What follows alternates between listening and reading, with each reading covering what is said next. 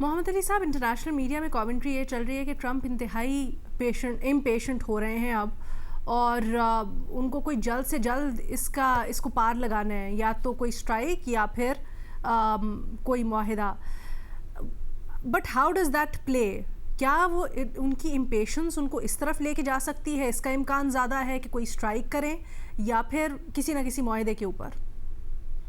علینا، میں سمجھتا ہوں کہ سب سے بڑی بات یہ ہے کہ یہ اس قسم کے جو بیانات ہیں ان کا بنیادی مقصد ایران کے اوپر اپنا دباؤ بڑھانا اور اس کو برقرار رکھنا ہے، تاکہ ایران میں یہ سوچ پیدا نہ ہو کہ چین کے دورے کے بعد جو ہے اب امریکہ کا دباؤ کم ہو گیا ہے اور سفارتی عمل کو آگے بڑھایا جا سکے. دیکھیے، یہ دونوں جانب سے نا جو تین طرح کی سگنلنگ تین ڈیفرنٹ ادارے کرتے ہیں، ایک ان کی سیاسی قیادت ہے، ایک ان کی سفارتی قیادت ہے، اور ایک ان کی فوجی قیادت ہے. تو ہمیں دیکھنا یہ ہے کہ گراؤنڈ پہ کیا ہو رہا ہے. یہ گراؤنڈ پہ سب سے خوشائند بات یہ ہے کہ پرسوں امریکہ کا ایک بہت بڑا جو nuclear powered aircraft carrier ہے جیرارڈ فورڈ، وہ اپنی بندرگاہ پہ واپس امریکہ پہنچ گیا ہے، اور اس کے ساتھ اس کے بیڑے کے میں جو 3 بڑے ڈسٹرائر شپ شامل تھے وہ بھی امریکہ واپس پہنچ چکے ہیں. تو صرف اس جیرارڈ فورڈ کے اوپر 4,500 امریکی فوجی تعینات ہیں، اور امریکہ کے وزیر دفاع نے ان کا استقبال کیا بندرگاہ پہ جا کے، اور ان کو کہا کہ آپ نے بڑا زبردست کام کیا ہے. لیکن جو بات انہوں نے نہیں کی جو اس وار کے فیوچر کے حوالے سے بڑی امپورٹنٹ ہے، انہوں نے کوئی وکٹری سپیچ وہاں پہ نہیں کی.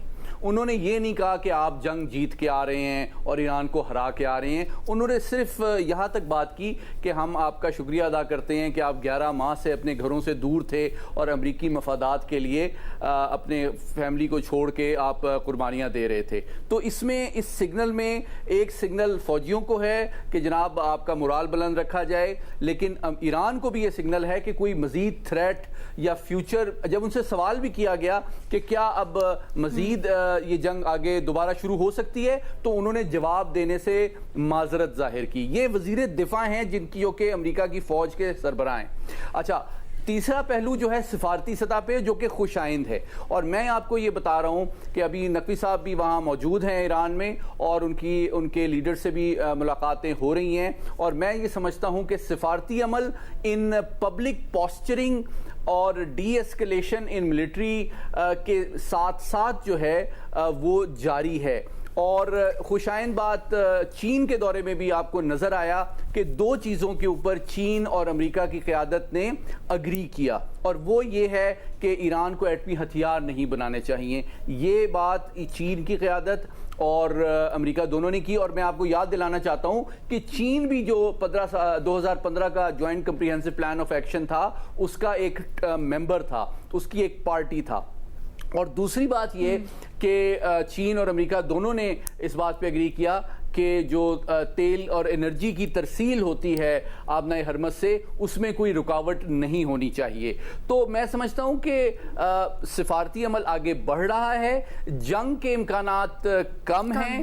ہاں، لیکن صدر ٹرمپ کی یہ جو فرسٹریشن ہے ڈیفینیٹلی ان کی پریشانی اور تشویش بڑھ رہی ہے جیسے جیسے وہ آنے والے مڈ ٹرم الیکشن کے قریب جا رہے ہیں. کیونکہ انہوں نے یہ جو چین کا دورہ بھی کیا ہے، آپ نے دیکھا ان کی کوشش یہ تھی کہ 200 کے قریب جو بوئنگ کے خریداری کے 18 سے 19 ارب ڈالر کے وعدے ہیں ان کو جا کے وہ اپنے ووٹر کو بتا سکیں کہ جو آپ کے معاشی مفادات کے لیے میں چین گیا تھا، تاکہ ان کو ووٹ مل سکے. بٹ ایسا آپٹکس میں تو ایٹ لیسٹ نہیں ہوا، جتنی ڈیٹیلز آئی ہیں اس میں تو نہیں ملا.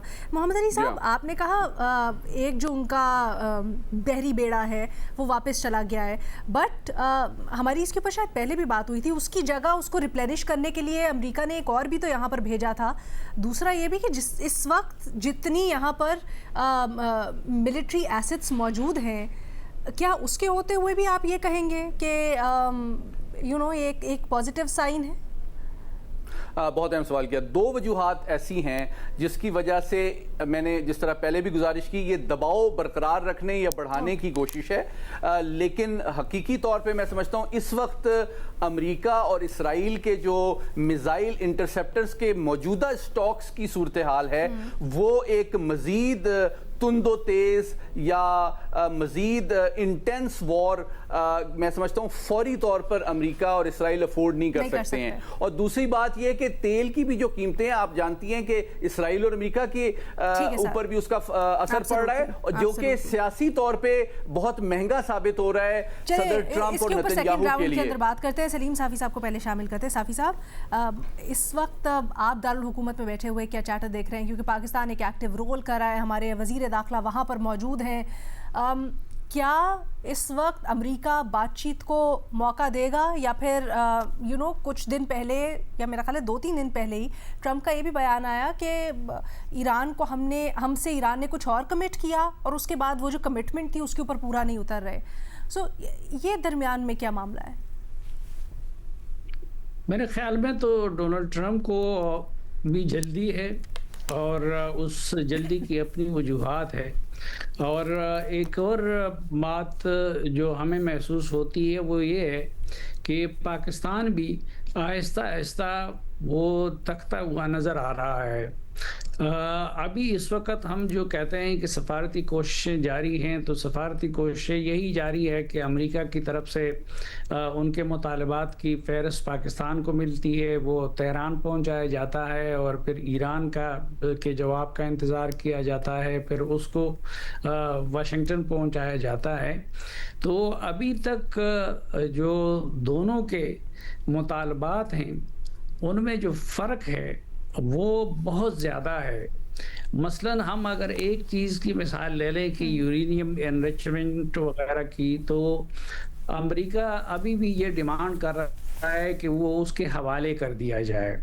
دوسری طرف ایران کی جو حکومت ہے وہ انریچڈ یورینیم کو اپنے ملک سے باہر کسی جگہ پر بھی لے جانے کو تیار نہیں ہے, بلکہ وہ یہ کہتے ہیں کہ پہلی سٹیج پہ اس پہ بات چیت ہی نہ ہو, پہلے ہم مستقل جنگ بندی اور باقی چیزوں پہ بات چیت کرتے ہیں, اس کے بعد پھر دوسری چیزوں پہ بحث ہوگی. اسی طرح وہ ان کے تاوان کا مطالبہ ہے, تو تاوان کا مطالبہ جو میڈیا میں ابھی تک جو چیزیں لیک ہوئی ہیں, امریکہ تاوان دینے پہ تیار نہیں ہے. پھر ان کے ایسٹس کی ڈی فریزنگ ہے, تو وہ بھی امریکہ پہلی فرصت میں ان کے سارے ایسٹس کو ڈی فریز کرنے کے لیے تیار نہیں ہے. تو مجھے تو اسی طرح اگر لبنان میں جنگ بندی ہے تو وہ جنگ بندی اس پہ تو ایک دن کے لیے بھی عمل نہیں ہوا. عملاً اسرائیل ادھر بمباریاں کر رہا ہے, وہ سب کچھ کر رہا ہے. دوسری طرف امریکہ کے ڈیمانڈ یہ تھے کہ جو حزب اللہ اور حوثی اور اسی کر دیا جائے گا, لیکن ایران کی ان کے ساتھ کمٹ ان کی تحفظ اور اس کو بھی حزب اللہ کے کردار کو اور تحفظ کو یقینی بنانا چاہتے ہیں. تو مجھے تو کوئی کامن گراؤنڈ کی طرف وہ دونوں ممالک بڑھتے ہوئے نظر نہیں آ رہے ہیں. اور پھر اس میں جو اسرائیلی فیکٹر ہے وہ فیکٹر اپنی جگہ پہ موجود ہے, ان کی جنگ کے لیے تیاریاں ہو رہی ہے. اور آج یہ خبریں ہم پڑھنے کو ملی ہے ہمیں کہ اسلحہ اور بارود لے کے جرمنی سے اور باقی جگہوں سے وہ اسرائیل منتقل کر دیا گیا ہے بڑی تعداد میں. تو اس سے تو لگتا یہی ہے کہ اسرائیل کا ابھی تک پیاس اس کی بجھی نہیں ہے اور وہ ابھی بھی وہ جنگ کروانا چاہتے ہیں. اور یہ بھی کہ ڈونلڈ ٹرمپ اور نیتنیاہو کی جو بات چیت ہوئی ہے وہ بھی جنگ کے امکان سے متعلق ہوئی ہے. تو اگر ڈونلڈ ٹرمپ ان سے مشورہ کرتے ہیں نیتنیاہو سے, تو اس صورت میں مجھے تو کم از کم ڈونلڈ ٹرمپ سے یہ توقع نہیں ہے کہ یا وہ کوئی ریزنیبل ڈیل کر لیں گے ایران کے ساتھ، یا پھر وہ جنگ کی بجائے امن کی طرف جائیں گے۔ اچھا کوئکلی سلیم صافی صاحب، آپ نے کچھ نکات پوائنٹ آؤٹ کیے ہیں۔ یہ اوور دا ویکینڈ فارس نے دعویٰ کیا ہے کہ 5 شرائط رکھی ہیں آگے یو ایس نے ایران کے، جس میں وہ جو یورینیم والا پارٹ ہے اس کے اندر کہا ہے کہ شاید یو ایس اس کے اوپر بات کے اوپر قائل ہو گیا ہے کہ اب صرف ایک فیسلٹی، نیوکلیئر فیسلٹی کو آپریٹ کرنے دیا جائے، اس ٹائپ کی چیزیں تھوڑا سا لچک دکھائی گئی ہے۔ کیا آپ کے خیال میں یہ بھی انف نہیں ہے؟ یہ بھی ابھی کافی دوری ہے؟ نہیں، اس میں تو جو فارس کی رپورٹ ہے اس میں تو جو 5 نکات ہے وہ سارے تو اس میں سے ایران کو قابل قبول ایک نقطہ بھی نظر نہیں آتا، کیونکہ اسی ہی میں یہ ہے کہ انریچڈ یورینیم جو ہے وہ امریکہ کے حوالے کیا جائے گا اور اس کو امریکہ منتقل کیا جائے گا۔ پھر ان کے جو جوہری تنصیبات ہے تو ان تنصیبات میں سے صرف ایک کو فنکشنل رہنے دیا جائے گا۔ اسی طرح اس میں ہی یہ بات ہے کہ جنگ کی تاوان کی ادائیگی نہیں کی جائے گی، اور اسی طرح وہاں پہ بھی جو فروزن ایسٹس ہیں ان کے بارے میں یہ چیز ہے کہ وہ ڈیفریز نہیں کیے جائیں گے۔ تو وہ تو میرے خیال میں وہی رپورٹ اگر اس کو بھی دیکھا جائے تو تب بھی آپ کو ایسا نہیں لگتا کہ ایران کے لیے قابل عمل ہیں جو ابھی بھی یو ایس نے شرائط سامنے رکھی ہیں؟ ٹھیک ہے۔